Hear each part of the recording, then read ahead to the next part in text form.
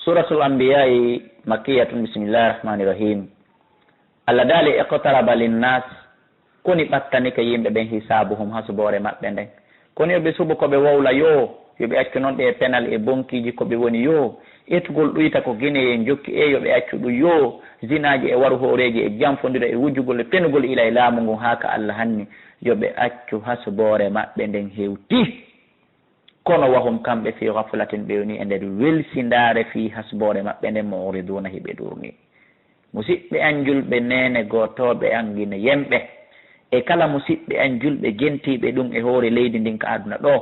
ila Allah daali dargal ngal hewti hasbore meɗen nden hewti ila nden ñande heeɓi ɗo ko duuɓi wulure e 434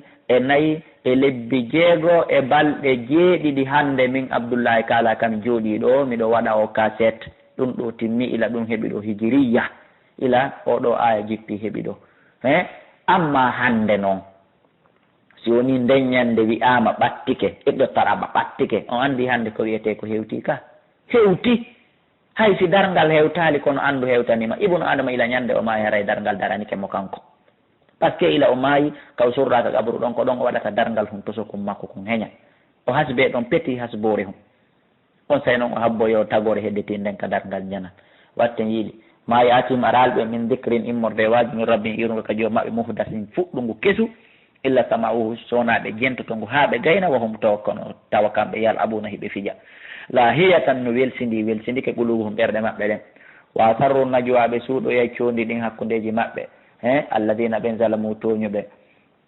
ɓenna hal hada taw si o wonali yandi illa basharun si wona ibnu adama mislukum sifa mo wata on gomɗinmo o ibnu adama dey wona jinna wona malaika afatatuna sira ɓe innana yimɓe maɓɓe fokkutuɓe gomɗinde ɓen ɓenna ene ono on aray bilewagal ngal bi mana o aray gomɗi noon o bilejo jokkomo wantum taw noon tubsiruna ɗum suti ɓe wiya ɗum qala wi rabbi joomi ya'lamu kanko himo andi alqawla konngol ngol fi samai kammuli wal ardi e ka leydi ho samiu kanko nanowal alim anduɗo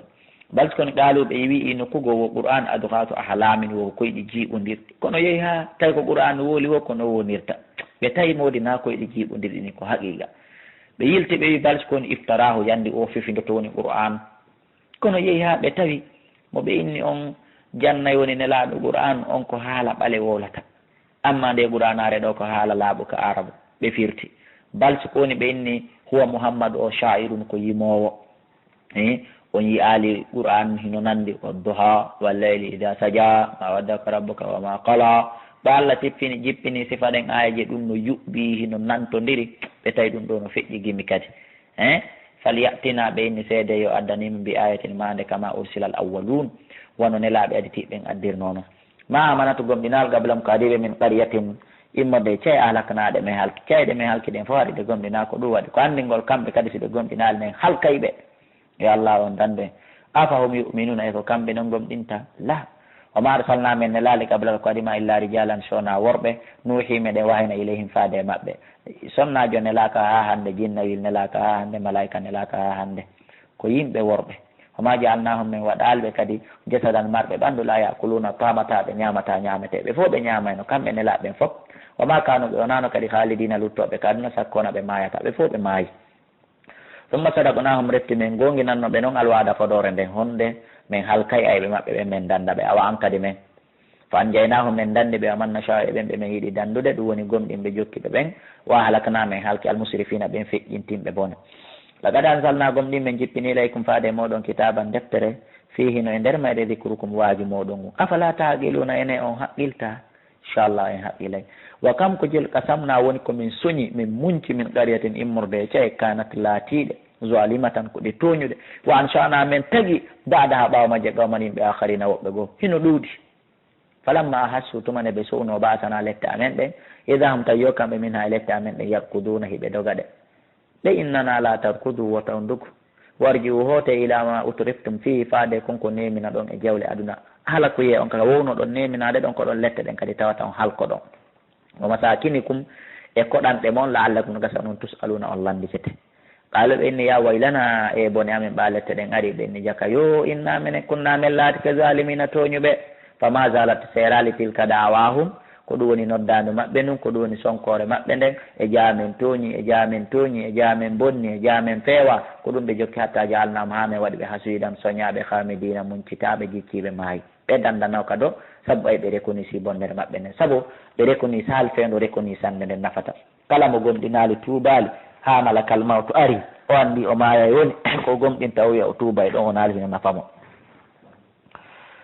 Allah daali wama halagana sama amen tagirali kammu ngu wal arda e leydi ndi wama baynuma e konkonde hakkude majji laibina fiji ndaaru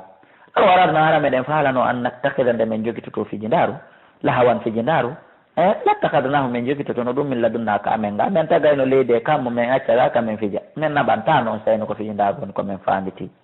wona fiji ndaaru in kunna si tawi min laatike fayidina min huwayno fiji ndaaru min jogitoto no ga bal so koni neɗɗo defo meɗen montira bil haqqi gon kan alal batili e hoore mere nde meɗen ƴetta gonga kam fero e hoore mere nden torki Allah yo ƴettu gonga kam o fero e hoore mere nden lagine ɗo o mula ko wiyete kon fenande nden yo Allah wallu gonga kan Allah yo gonga wawu fenande kan leydi me en lagine ɗo mi torki Allah yo gonga wawu fenande ka famille me Allah yo gonga wawu fenande ka musidal me Allah yo gonga wawu fenande ka quartier men ka juulirɗe ɗe wonɗe mi torki Allah yo waɗ en yimɓe gonga kan o folina gonga kan e hoore fenande fo yadmaguhu o munca on saye fenande nden o yoosina fenande nden fayida huwata fenande nden zahibun ko nde yahay nde wala kum no waɗani on alwaylu boneji wona bone goto de no wodani on boneji min matta sifuna saabu ko kon ɗon sifade ɗum ko wiyoɓen Allah no mari ɓeygu no mari ɓiɗɗo no mari ɗimmojo to e to ko ɓe woni ko fanda walaw ko Allah waɗani man fi samati dendanangal on ɓe ka kammuli wal arde ka leydi oman indahu ɓe wonɓe kama ko kanko Allah ɗo woni malaika la yastakbiruna ɓe mawnitinaki an ibadati e rewgol Allah wala yastahsiruna ɓe ama ɗum kadi ɓe raɓɓinɗino ta ko ɗum sino raɓɓinɗini e rewgol Allah subhanahu wa ta'ala aray ɗum ɗon ko ono yimɓe ɓen amma malaika ɓen kamɓe ɓe ama ɗum kamɓe ɓe raɓɓinɗinaki ɗum heɓe wakkilani ɗum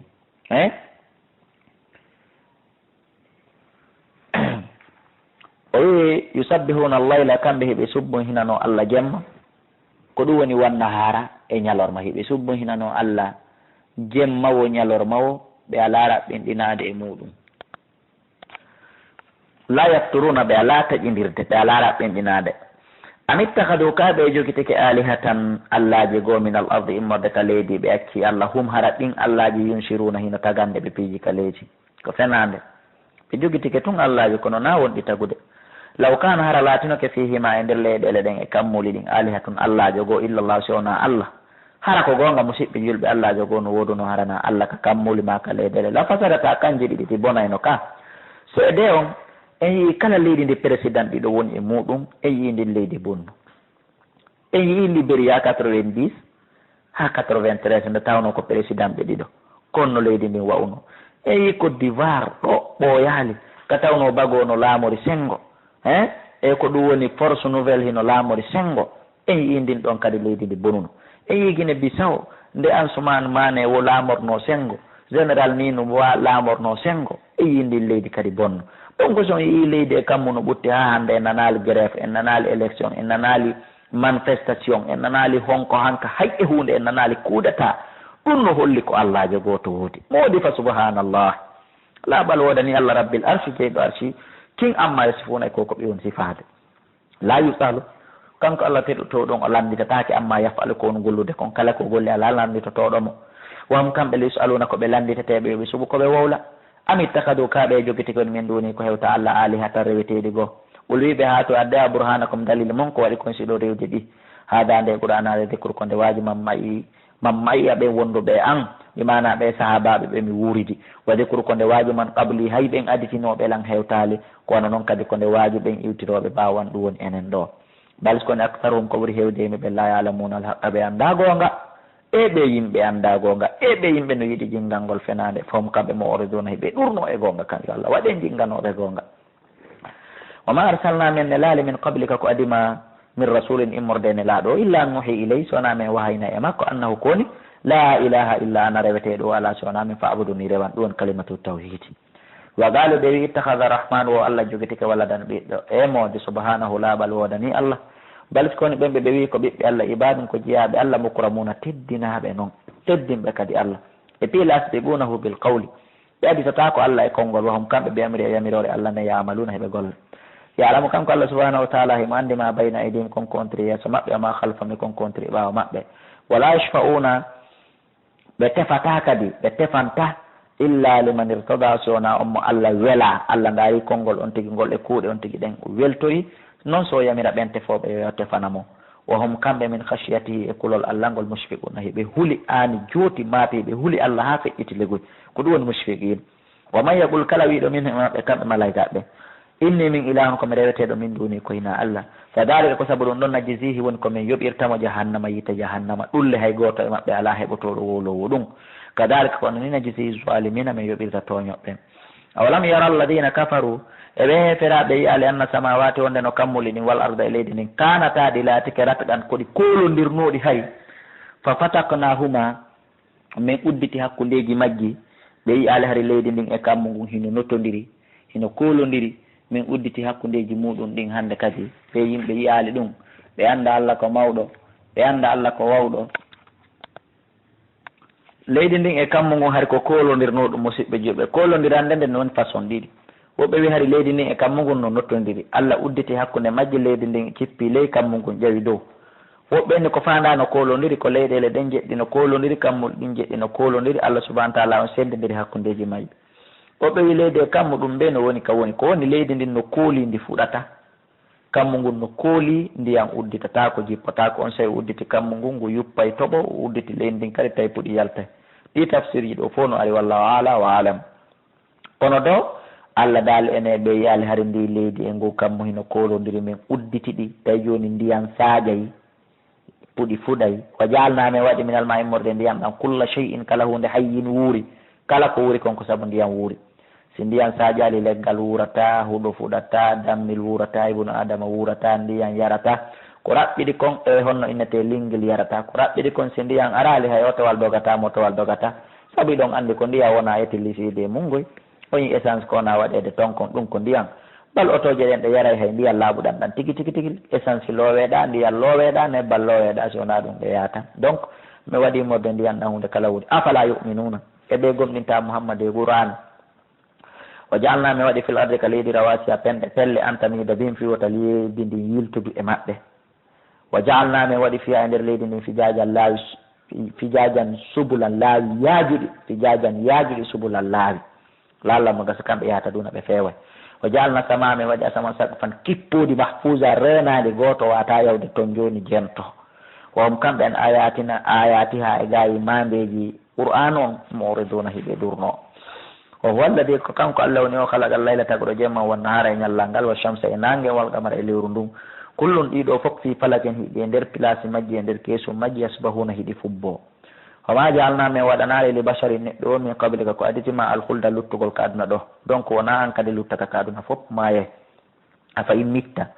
e yewtere ko si a maayi fam kamɓe khalidu fahumul khaliduna ko kamɓe ne luttoɓe ka aduna ne ala luttowo ka aduna kullu nafsin da'iqatul mawti kala wonki meeɗay mayde la ilaha illallah nde hiɗen maaya ɓay be maayen yo taw hara koen yaafaɓe Allah e malore men nden attolajal men ngal wona bulukum meɗen jarriboram bi charri bonɗi wal hayri e moƴƴireji fitna tan ɗum fof ko jarrabu mi torki Allah yo jarribor e moƴƴireji jani ɗin e togosi ɗin yo jarribor en bone hoye tusokoye koye ɓay ko ɓe o jarribo en boneji ɗin Allah jarribor en ɓuuri koye fanɗude wel koye muññade koye amma moƴƴireji ɗi yo jarribor en ɓurɗi janɗude ɗin o layna ko faade ka amin gaturja on on ko ruttata ɗum wa ida ra'aka alladina si ima ɓen kafaru yedduɓe in yattakhidunaka ɓe jogitatako ma illa husuwan si wona jalnori hara ɓen hada alladi e ko o woni o yadukuru wonɗo yennude wonɗo jantade wonɗo sabotude alihatakum allaji mon ɗin hom kamɓe tawa ɓe dekere rahmani e jantagol inde Allah nden hom kamɓe kafiruna ko ɓe yedduɓe ɗum ɗon modi khuliqal insanu neɗɗo o tagama min ajalin immorde hawjere immorde o ñaare en addino tafsiru khuliqal insana min ajalin neɗɗo tagama e hawjere ka suratu ko ɗum woni Isra'i dow to ɗon andi nde Allah subhanahu wa ta'ala tagono baba adama naadiri ruhu on ka ɗuure ari ha ka dande ari ha ka ɓernde ari ha ka ceeci nde ruhu on hewtuno ka won ka koppi o andi kala ko ruhu on hewti ɗum ɗon wuuray tawi joni ko maayi konko heddi ko ila koppi heeɓi ka leydi baba adama hawji ɗon wubbi ɗon wino immade tawi o wata o yani Allah daali moodi o neɗɗo hino hawji si wona ɗum o men tagi o men naadi ruhu ka ɗuure ha ka koppi haade o habbo men lannintina neɗɗo tagama e hawjere neɗɗo mbe o hawja koko taga e mum kono ko yen andu no hawjiren ɗuyten hawjireji men ɗi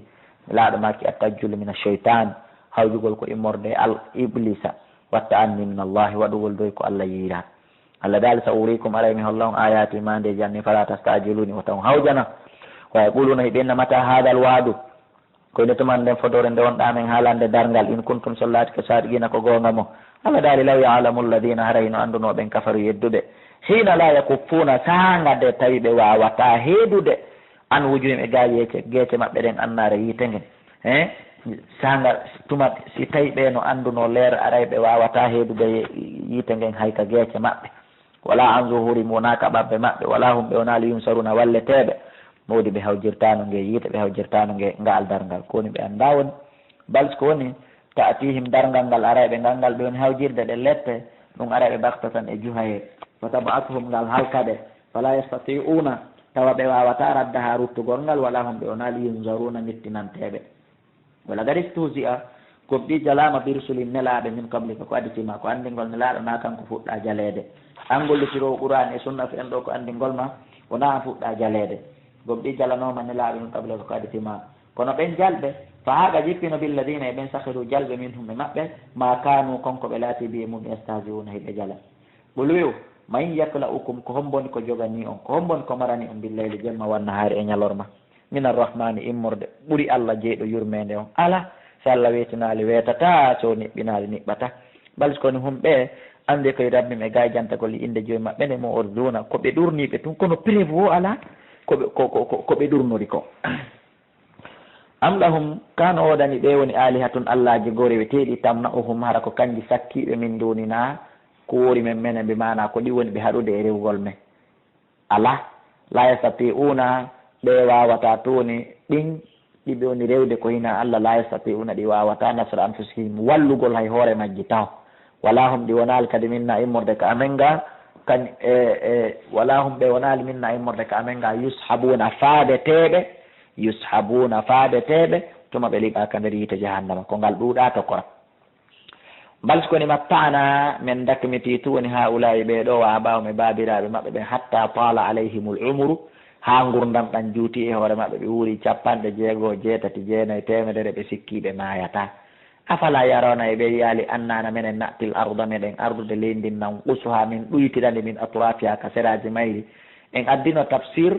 ɗuytugol leydi ndin ka seraji ɗen andi ko gotel e tafsir ji tati en addino ɗum ka qissaji feƴƴunoɗi e aya tokoran makko ka feƴƴunoɗi dow kala tawɓe jantaki taw yoɓe noddu ka numéro mi addanaɓe tafsir ji ɗin tati 67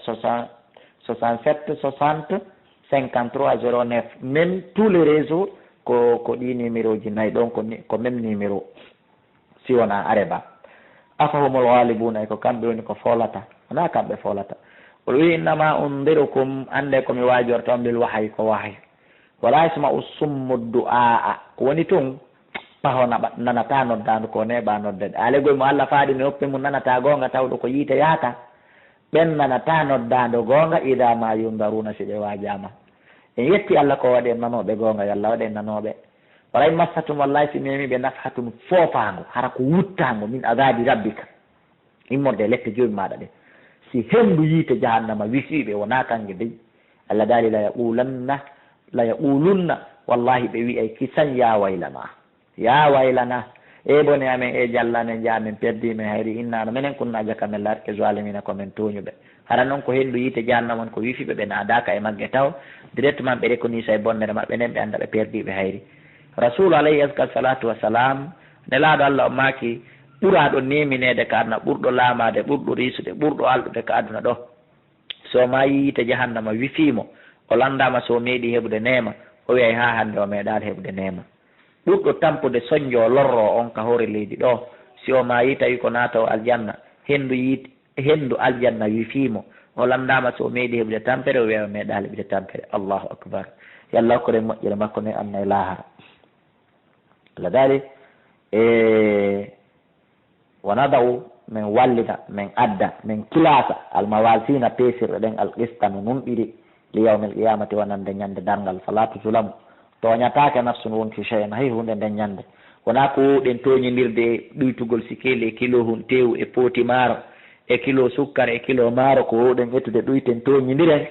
ko alda e nunɗal ko ɗum waɗi si Allah subahana taala watti ɗon ton kañum ɓe ɗuytantake o in kana si laatike golle neɗɗo on ma konngol neɗɗo on misqala habbatin no fanɗiɗi wa abbere jarra min habba misqala habbatin